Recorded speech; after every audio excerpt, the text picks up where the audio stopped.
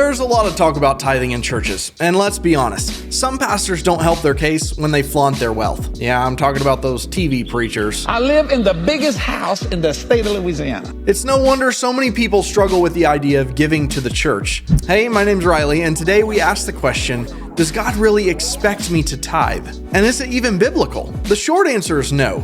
You're not required to tithe, but giving, on the other hand, is definitely encouraged. In the Old Testament, tithing was essentially a system to support priests, care for the poor, and maintain the temple. It was like a tax. People gave their first fruits like crops or livestock or money, and there was one instance where God even called out the Israelites in Malachi for robbing him when they withheld their tithes. This challenged them to give and trust in him to bless them. But let's be clear, God didn't need their crops or their money.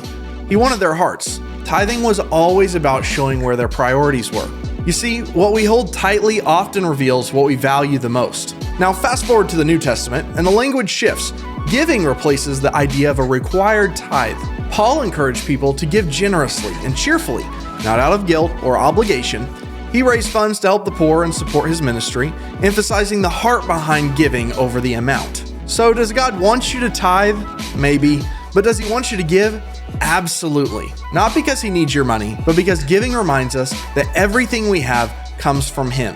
It keeps our faith and trust in Jesus, and it helps those around you. Whether it's supporting a church, helping a neighbor, or tipping a server, give with a cheerful heart and watch how God works through your generosity. Personally, I give in various areas of my life, from our local church to missionaries to whenever I feel like God is pulling at my heart to give. I can say that God is always taking care of me. No, you're not going to become a TV preacher and get rich, but I do believe that if you give with a cheerful heart, God will take care of you and all of your needs. As I've heard it before, you can't outgive God. He did tell people in the Old Testament to test me. Now we can argue all day about whether that's for us or not. Either way, I think it's fair to test it. Take a month and give to your church. Give to a local missionary. Tip a little more when you go out to eat. Paul instructed churches to set aside money in the New Testament, and I think it's important that we take from that and maybe do it in our life. So I dare you, set aside some money and give this month. And then at the end of the month, I want you to look back at the past few months when you haven't given and see how well God's taken care of you the month that you did give. I have a feeling that you'll probably be better off, which really makes no sense. Now remember, a lot of people say that money is evil, but it's actually not money that's evil, it's the love of money. When used properly, money is an excellent resource that can be used for the kingdom in great ways. Helping those in need and supporting certain ministries